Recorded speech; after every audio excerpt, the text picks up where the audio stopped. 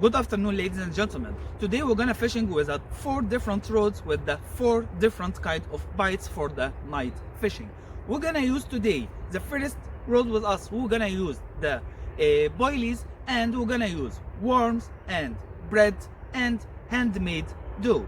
And this dough we make it before for an old episode in our YouTube channel. Today we're gonna try the 4 bites for the night fishing, and we're gonna see everything, and we're gonna see the result live.